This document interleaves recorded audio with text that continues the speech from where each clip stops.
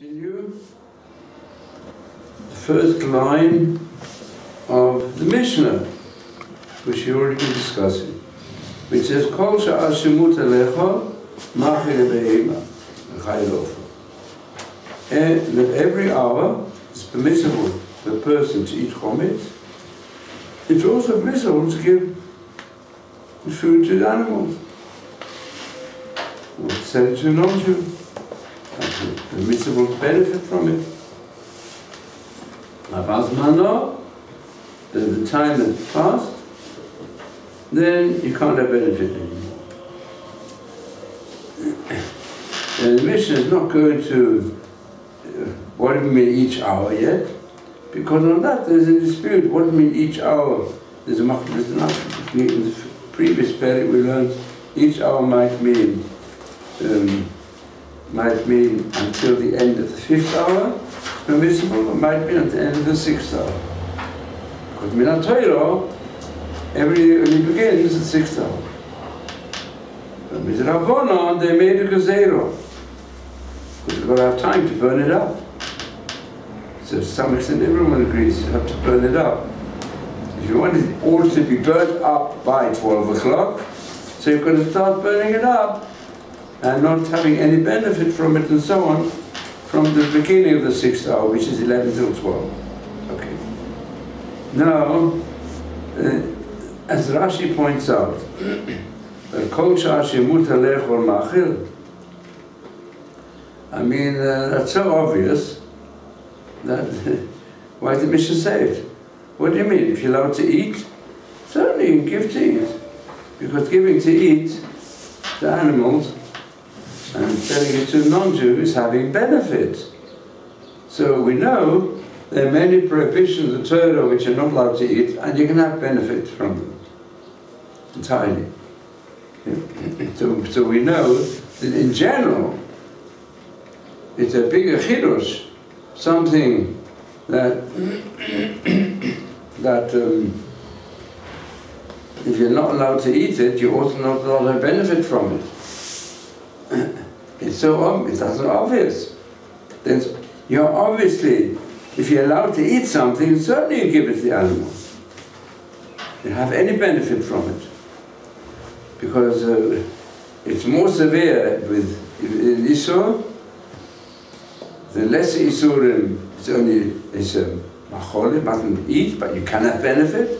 There's some Isurim, chometz, which is even forbidden to have benefit.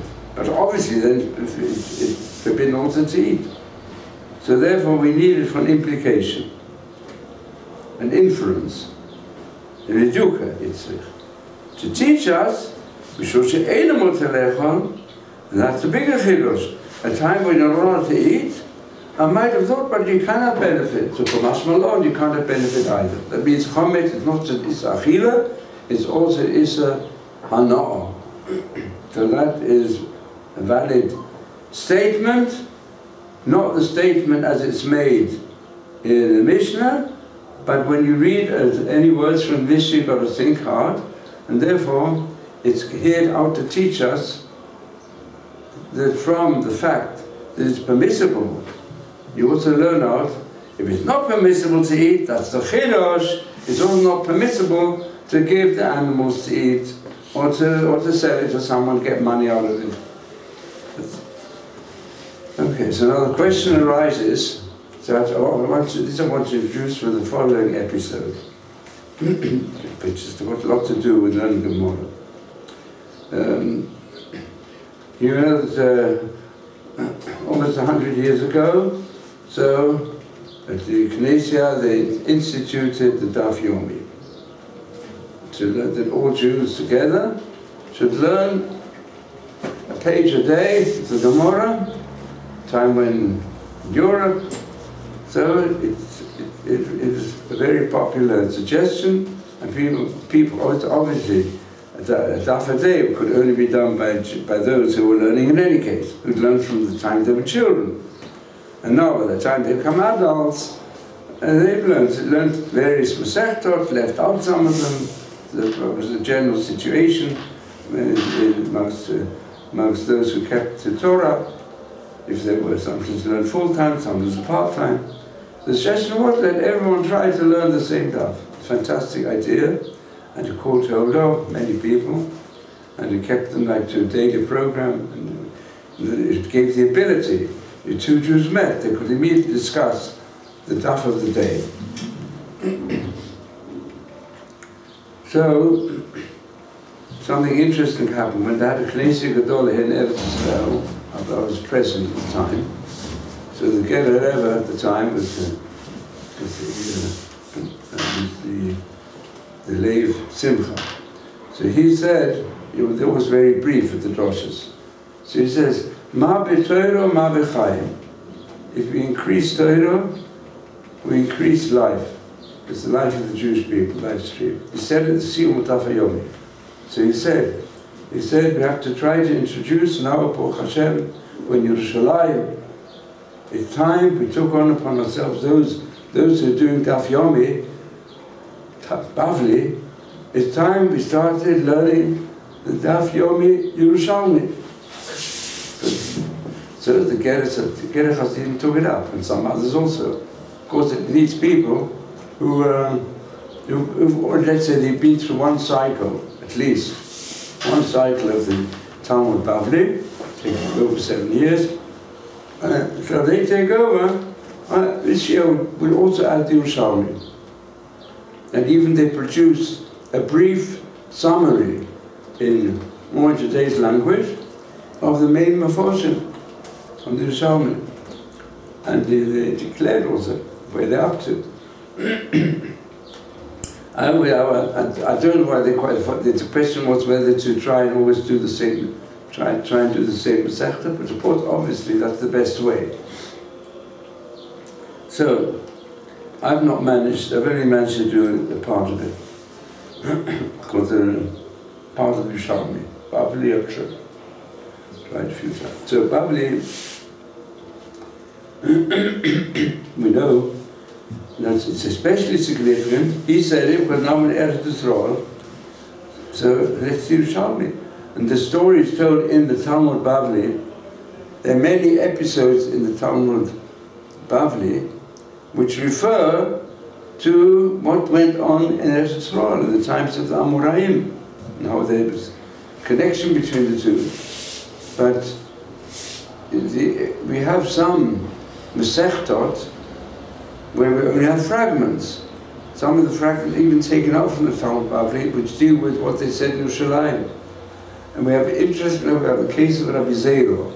Rabbi Zero had a Rebbe called Rabbi Huda, it was an Amoiro, and the Rebbe said, he wanted very much to go to Eretz Yisrael.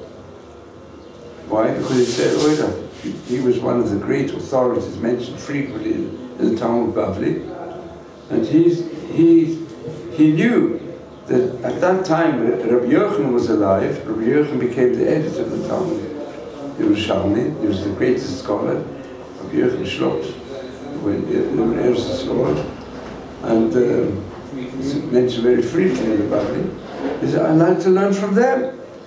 I've learned from you, Rav Yehuda, and the other great Amoraim here in Boga, but I want to go there. So Israel wasn't so pleased with it. He said, no, you should. Because Eretz Yisrael had the great problem, there were many more persecutions there. I mean, the one in Rome is basically not the other, and there was a lot of difficulties. But in the Amoraic period, that was after the destructions and so on, they didn't have an easy time. But Rabbi Yochanan was a very great scholar, very much appreciated even by the people in Boga. So he said he wanted to go. So he said like this, the Gemara even says, the Talmud Bavli is B'mecheshek, Kari, or Shivani, B'Seolam. There's a pasuk in Eicha which says, Hashem has placed me into darkness, like the dead. That's part of the Lamentations. So even some of the great scholars, they apply this Talmud Bavli. The Talmud Bavli is confusing. Talmud Shab is much simpler. It's the implication. Some say there was certain advantages to this. Rav Zera said he fasted 100 days to forget the way of thinking of the Talmud Bavli. to go and be able to receive the Talmud Bavli on a higher level. On that basis, that they can answer many contradictions in the Gemara between Rabbi Zera, what he said at one time, and what he said by Marova. The Marova is on the west of Bava. It's often quoted in the Bavli. It's very interesting. So, I'm going to give this an example. So I want to learn with you briefly the comment of the Yerushalmi on this here. And as we've got this Shiva now, a very unusual situation. There's a man here who he knows that he's immersing himself in the Talmud Yerushalmi, art scroll. He doesn't learn much Hebrew, morning and night. And he can tell me straight away. So I asked him this morning, give me the Yerushalmi, what the Yerushalmi says on this first mission. So you hear it. And it's quoted, some of it is quoted in the Halacha, you'll see soon. And deals with an interesting question. So the relevant part is as follows. Because there's a question on this. What does it mean you can give your food to the animals? Which animals? Which animals? It says animal, machile behema. Whose animals? Does it apply only to his animals? Or can he give food to another person's animals? Or can he give food to an animal's hefker? For example, I know, I don't want to say here in yeshiva, but it's quite often I see the pigeons in the morning because they put out crumbs for the pigeons to pick up. Yeah? The pigeons aren't our animals. Yeah? Some of them don't belong to anybody else. They're hefker, you might say. I don't know, some pigeons are hefker.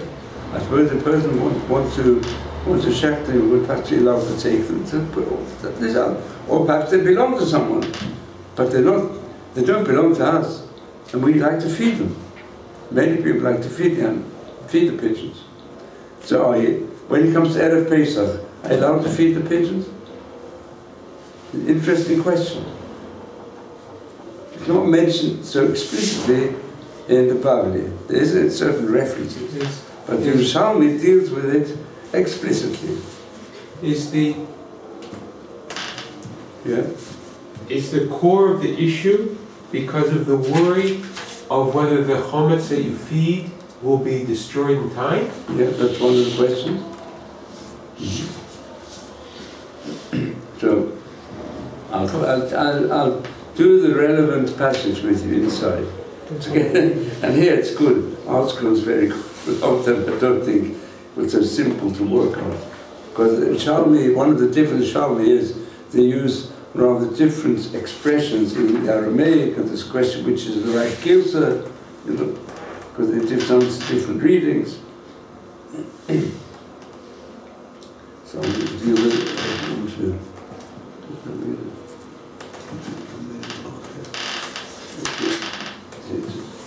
So it says like this. So the Gemara has inferred from the Mishnah that it's forbidden to feed chometz to animals beginning from the 6th hour. The Gemara discusses whether this prohibition applies only to one's own animals or to all animals. And Rabbi Bun Bachir said, in the very interesting presence of Zeira, the man of Zeira, this Mishnah statement, that as long as one is permitted to eat chometz, you can feed it to a domestic animal, but once one is forbidden to eat chometz, he may not feed it to animals, says in effect that once it's forbidden to eat chometz, it's forbidden to feed animals as such, even to an ownerless one. That's how it appears. But don't say his animals.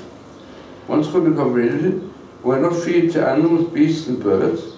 Also includes animals, beasts and birds that are ownerless. This despite the fact one seemingly does not derive any benefit.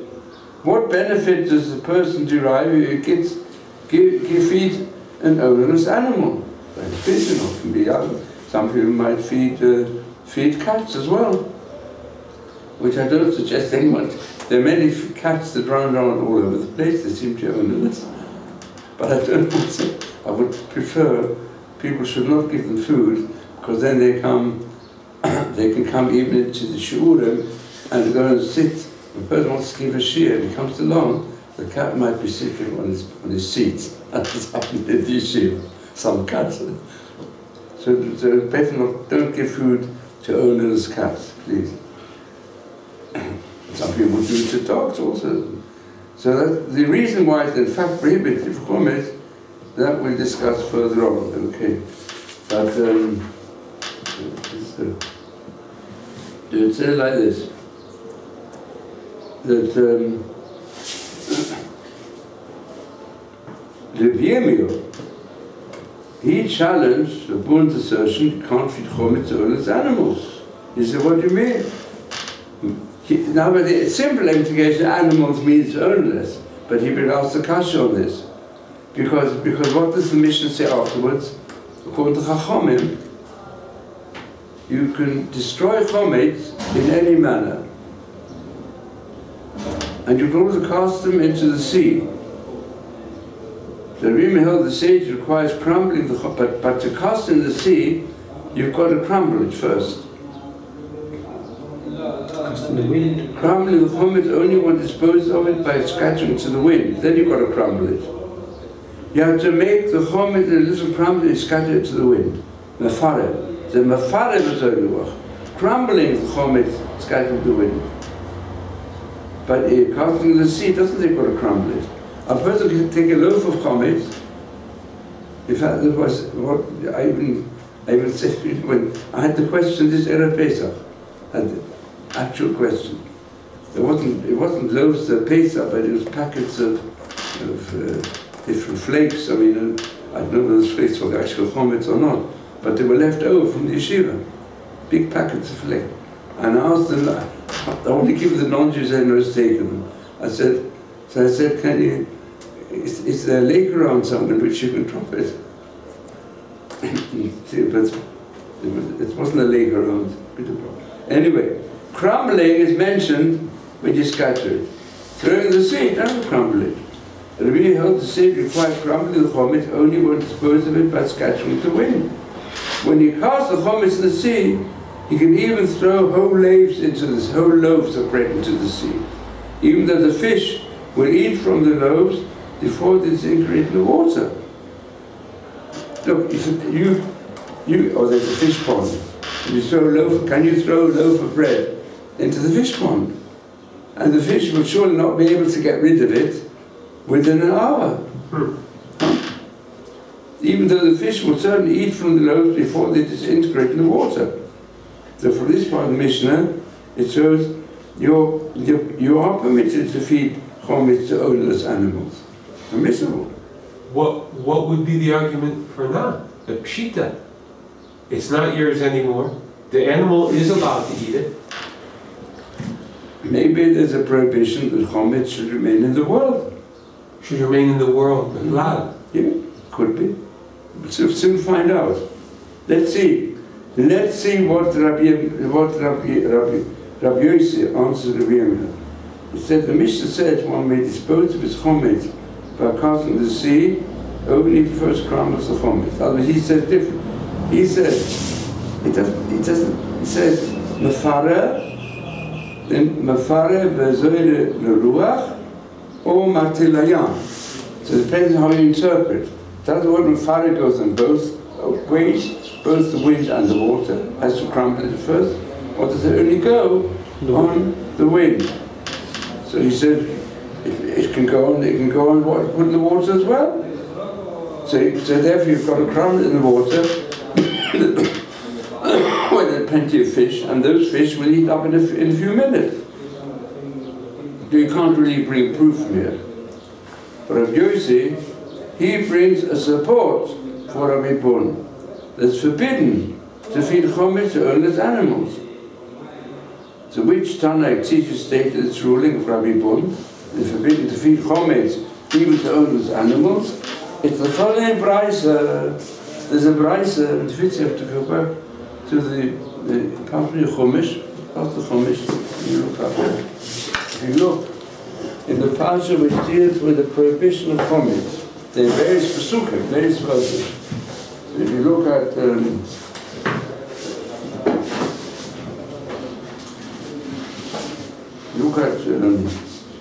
chapter 13 of Shemois, verse 3. What's it say?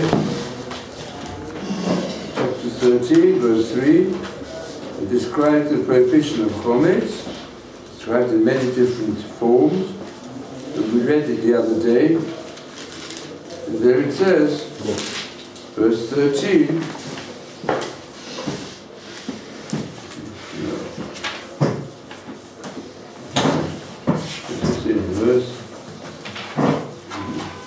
Verse 13, verse 3.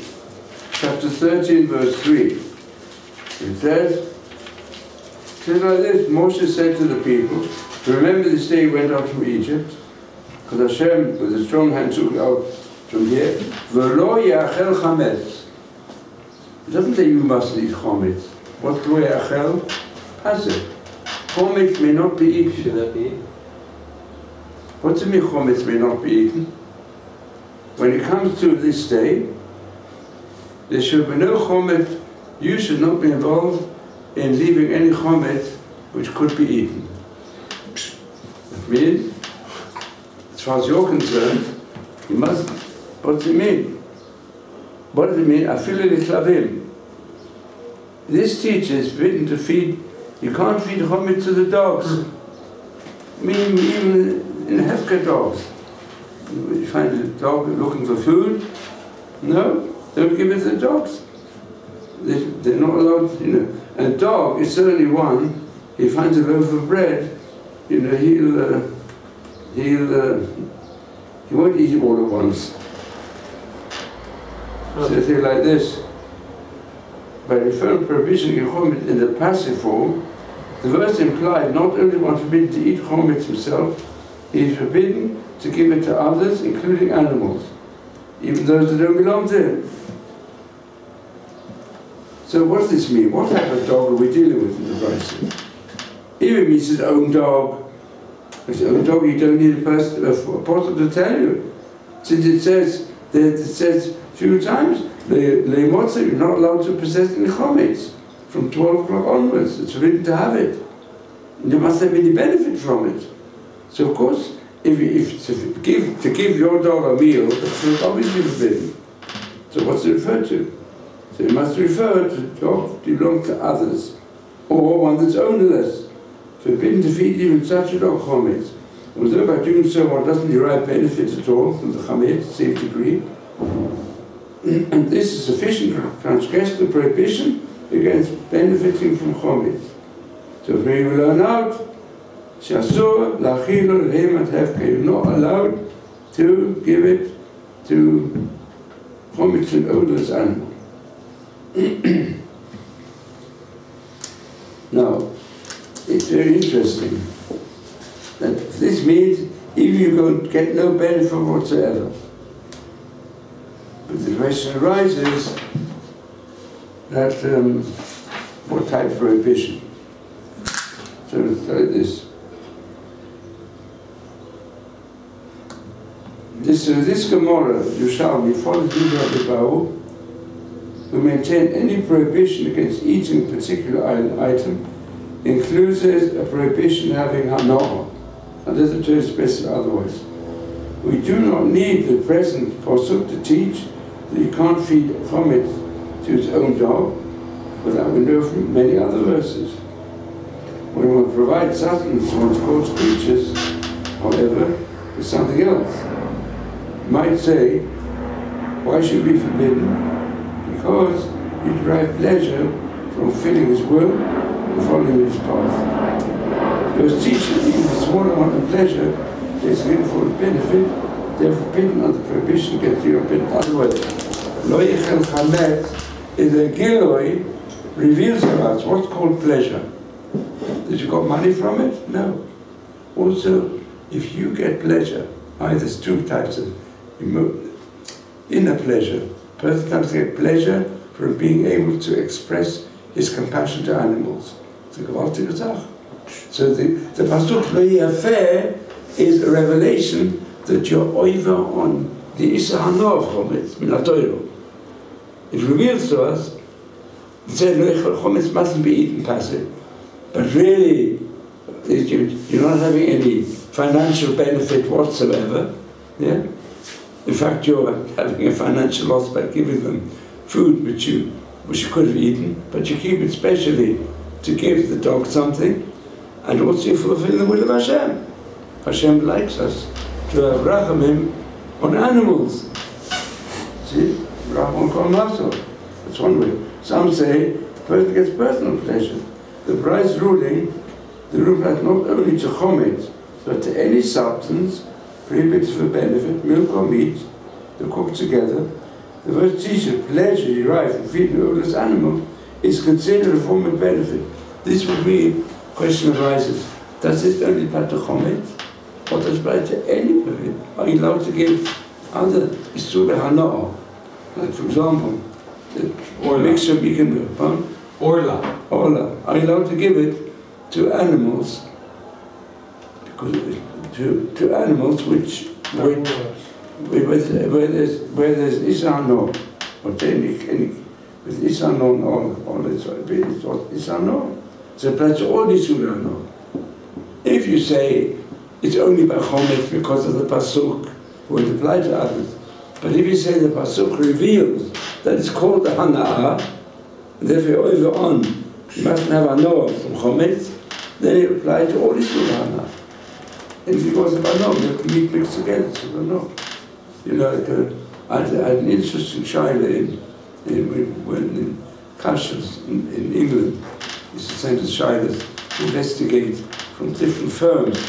So there was a certain type of chocolate, my time was the best in, that they said no dairy products in this chocolate. 100% no dairy products at all allowed in this factory. So we investigated what means the no dairy products. So we found out the law is that if there's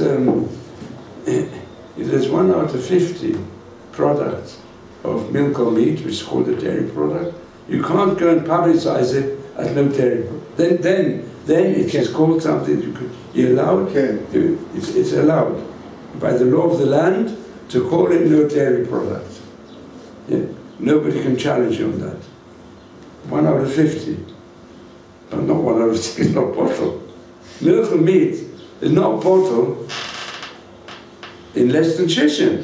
It's 60 times as much. And we investigate all the laws and bylaws. When you make an advert for your factory, that 1 out of 60 is not called anything. That's not called a product. Yeah? The 160, it's not no dairy. That's not called. In fact, it's no dairy product because you can't taste it. So, but people bought this chocolate, so we have to tell them, no, sorry, it's Issa Hanor Min HaTorah. What's a b'cholav is an Issa Hanor. When it's mixed, cooked together, and yet you have dairy products, which means it could be meat and milk together. So that's it. So that's the question is whether this all depends on whether Roichel Chametz only doing by Chometz or doing by all other Isurim. So you say it like this. The others explain the rights ruling differently. In their opinion, the verse does not teach that feeding an odorless animal Chometz is a form of forbidden benefit. In fact, one has no benefit at all. The feeding doesn't owe.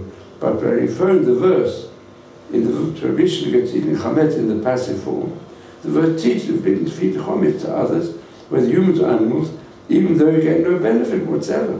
Please understand, this is a special posuk, gezes hakosuk, applies to chametz, other substances forbidden to benefit, may be fed to odorless animals. And now the interesting thing is, then we brings it here. that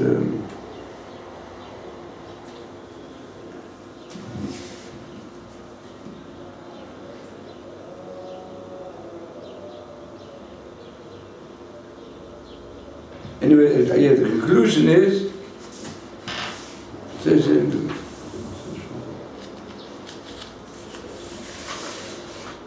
I'll bring you here from the Halacha. It's very interesting that Halacha Namaisa, these questions are raised by the Mishnah Berurah. In other words, to go and feed, whether it's the fish or the birds or the dogs, is brought in the poskim. Follows. They say like this. The Mogen Avraham says, it's a halacha, we're dealing now with the implications of all this. The Levush and the Mogen Avraham, they say the reason it's forbidden to feed animals of Hefka is because a person has pleasure when he goes and gives food to animals, even if they're not his. Mishbur brings it also, at the Shad Sion. This is what further they say. So, even if it's Hefka, the Shad Sion, as Mishnah Berurah says, according to this reason, turns out that this prohibition is Minat Torah. It's a Isa Minat Torah to go and feed the pigeons or the fish or whatever, or the dogs. The Vush says that the drosha of Rishalmi is not a proper drosha. You can't consider it. So that's the question. Is loyechel chametz? It seems to be as superfluous as possible. Yeah? That's how Rashi seems to learn. But the Vush brings one opinion. Rishalmi means it more to an asmachta. But the Levush says, then the Chachamim, they attach to this pasuk. But the Shad Sion seems to know. He says that since the prohibition, the benefit chometz, is because they had benefit, therefore you don't really need this pasuk. And what they darshaned was also an asmachta. But the Imre Bina learns, no. He says, they say they don't mean pasuk, they mean the Minat Torah. The Torah Machlokas, and some say Minat Torah. The some Achronim will say, according to Rishalmi, this prohibition applied to chometz, but some say that it applies to others as well. Other Isura, no. Imre Bina says there's a different opinion, it's two opinions. If he puts the food, chometz, in a place where there are animals and they by themselves eat it, later on, the question is that called having hanoah? That means they don't see the animals eating it. Just put it somewhere where the animals might eat it. So he's called, perhaps he doesn't have the pleasure of seeing them do. Or do we say, it's a question that's going about the chometz, about the other things. There's no discussion. Anyway, there's some who say, the Issa from the Torah, what's the pleasure? You could analyze what is the pleasure. Is the pleasure when you see them eating it? Pleasure is you give it to a place where there are animals. Look, then you can claim and say, or I have pleasure, but it's only a grammar. You can't say that's an actual hanoah. You put it where you hope the animals will eat it. So these are all very important questions which we'll come across a bit later on. I thought this is some very interesting discussion of all the poskim. You have any questions or comments on this? Yes, please. So we have a positive commandment, we have negative commandments, and we have something in the middle which is not a commandment or is just some kind of a passive reality. This is what Yerushalmi harps on it? Well, it's more how the commentaries on this Yerushalmi interpret it. When they say loichel chametz, doesn't mean the Torah wants to be sure that chametz should not be eaten by anybody, by any animal, as far as you're concerned, Leichel Chametz. The question is, does that pasuk indicate that you actually transgress the din of Hanoah? Or is it a total, you must not be involved in providing in any way that the animal should have benefit from it? But then it's called, because then you transgress the prohibition of benefit.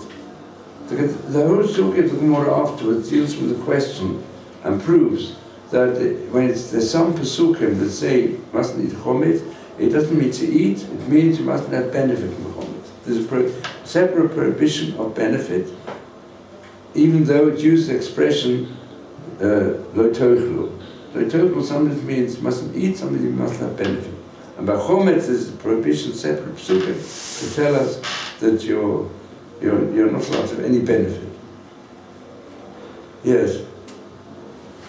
So if the concern is here, wouldn't it be easier to make a geder for the Chachamim?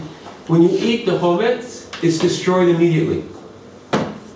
So maybe to have a geder the other way, that to eat you can do up until the 5th hour, but to feed you have to stop after the 4th hour, the mashal. Because there's a concern. So here actually the rabbis are being meicha. It's not the humrah, it's the meicha. I don't understand your question. That the concern is when we eat chometz, it's immediately destroyed from the act of eating. When we give to an animal, we enjoy. We get the hanahah, we get the benefit, which is also doraita, so doraita get the benefit. But when we eat it, it's being destroyed immediately. When we feed to the animals, there's concern that the animal might eat it later, might put half of it away. So the rabbis, the Chachamim could have easily made a geder and say to eat it, you have until the 5th hour. But to give it to the animals, make sure you do it by the 4th hour. So here they're being made. They're saying, look, even to give it to the animals, I'm going to give you until the 5th hour. So according to you, you've got even the better explanation of why the first Mishnah had to tell us when as long as you can eat it, you can also give it to the animals. I might have thought, no, you can eat it because when you eat it, you swallow it. But the animal will take time, and you give the animal. Anyway, the animal chews the cud, so what's going to happen? Some say the cud's no longer the original food, and so on. But anyway, the animal, many animals, even you'll see, even the birds, let's say the ravens, the others, they pick up a large chunk and they take it to their nest. Pigeons, they nibble and swallow it. But the bigger birds, no, they'll take it to their place and got to feed the children. So the Mishnah, they've got to feed the nest. The Mishnah is coming to teach us a kula. Yeah, permissible. That's right. That was the sage don't make such a decree. They said, but you might say that when it says you can feed the animals, it means you've got to be sure though that they eat it up in time. You've got to control it. You see that from the Gemara. The Gemara said, the Gemara makes a distinction between animals that eat up on the spot, or animals that leave. Whatever you give them, they put it in a hidden place. Difference where they hidden. That's all to do with the next piece of the Gemara. We discuss it more practically a few lines down. The discussion of Gemara is why do you have to say wild animal, domestic animal, and birds? Because it's all a question of can you assume they eat it up, or perhaps they're going to put it away somewhere. Therefore, even your own animals, they'll keep it in some place you don't know of. And then there's no question with rats and mice. Because rats and mice, they keep them. But some of you find in their place, they've got plenty. They've got They pick it up at different occasions, and then they keep it for all their offspring, or they keep it for a later day. And it's in your possession, hidden. That's the problem with rats. But even if it's hefker? Look, the whole discussion in the Mishnayos, even the previous perek, about rats. It's a big problem. If you've got rats, so you're afraid they'll take from one room to the next. If it's in one house. And this one even says, well, they might take you to a different house. So then you'll have chometz on Pesach, yeah, in a different house, which is also a different building which belongs to you. You didn't put it there. That's in the yeshiva. Well, you make videos chometz tonight, and there are mice and rats around. Yeah? What's the point of making videos chometz? If the mice are there and the rats are there, they'll take one place to the other. So it's in your domain. Yeah? So it's a problem. So that's why I don't allow any food upstairs. It's a big service. It's not a good thing.